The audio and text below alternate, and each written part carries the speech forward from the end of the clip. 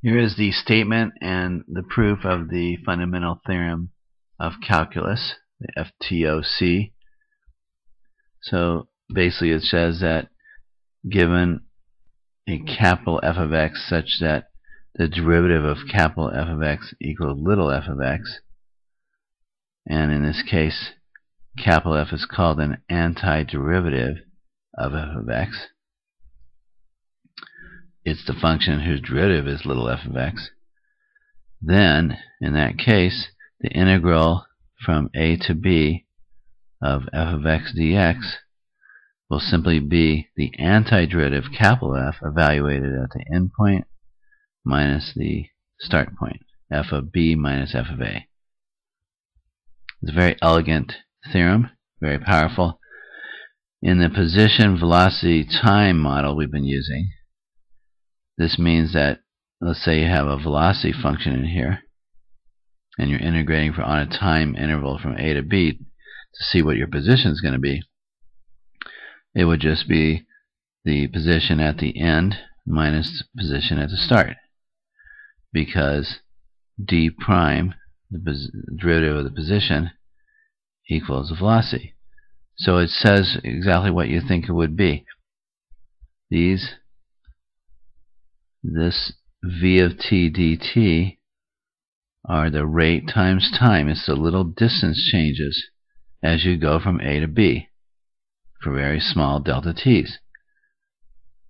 And if you add all those changes up, of course you get the grand change, which is the position at point B minus the position at point A. So the sum of all the position changes equals the position at the end minus the position at the start. That's another way to think of this. Now here's the proof of the fundamental theorem of calculus. It 100% will be on a test, guaranteed. Now, it is a justification style proof. Justification. It actually shows more about what's going on than an actual rigorous proof. So we're just going to learn this justification style proof. Okay, so here it is. It has 8 steps that you have to know. So first, given that capital F prime is little f prime, then we just turn that statement around. F of x, little f x, is capital F prime. Okay, and so those two are equal. So then we can approximate the derivative of capital F at a point by saying it's the change in capital F over the change in x. So this is just the approximation here. And then those are very close to being equal. In the limit they will be. Therefore we're just going to multiply this delta x over and get f of x delta x equals delta capital F. So now we're going to take the sum of both sides and we're going to do a left sum. I equals 0 to n minus 1 of f of x sub I delta x equaling those delta f's summed up from I equals 0 to n minus 1. And what is the delta f I? It stands for capital F evaluated at x sub I plus 1 minus f capital F evaluated at x sub I. So the first interval delta f that you have, the first change in f, is capital F of x sub 1 minus capital F of 0. That's x sub 0. And the last interval is delta f is capital F of x sub n minus capital F of x sub n minus 1. Okay. Now we go to step 6. Step 6 is up here. We say that x sub 0 is a, the lower limit, or boundary, and x sub n equals b, the last. And we have n intervals here.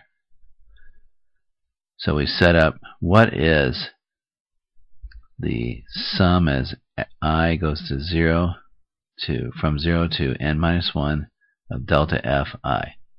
What is it? Well, it's what we call a telescoping sum, not a telescopic sum. It's telescoping.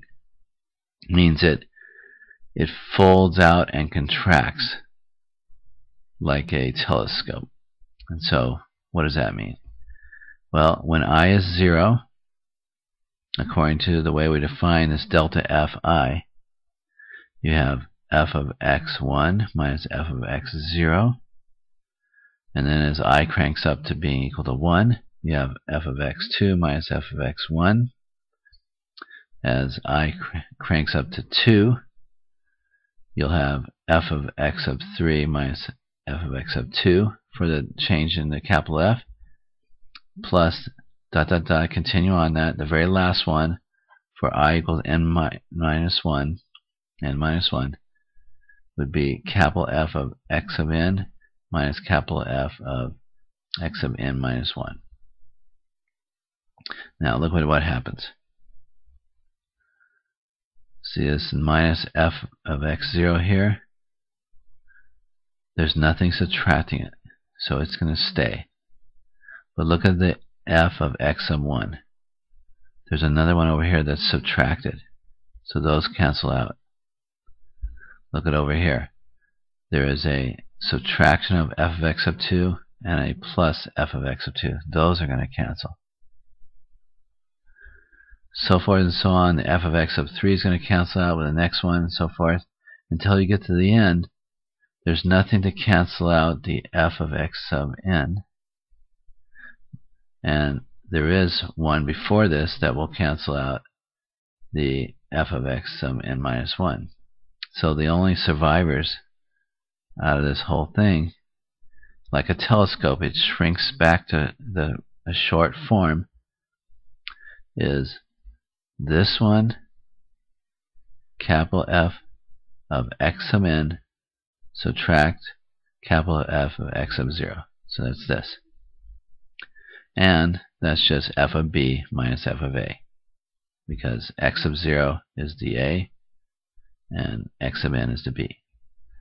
So all those changes in capital F as you go throughout the subintervals from the beginning to the end telescope and shrink down to be equal to just this part right here, f of b minus f of a. So now we go on to step 7. Step 7 says that you'll take the limit as n goes to infinity of both sides, and in the limit they become equal, because in the limit the derivative of capital F becomes f at x. And on the left you have a Riemann sum which will converge and equal the definite integral from a to b of f of x dx. And on the right, these sums were just equal to the f of b minus f of a, which is now a constant. That's just some number, and the limit as n goes to infinity does not affect it. It just remains that number, because it's f of b is a solid number, and so is f of a, and when you subtract them you get a constant. So nothing is changing there. In other words, this telescoping sum always adds up to f of b minus f of a, no matter what n is. So that remains unchanged, and when you go to the next step, that limit is itself, because it was a constant, and that is the proof of the theorem.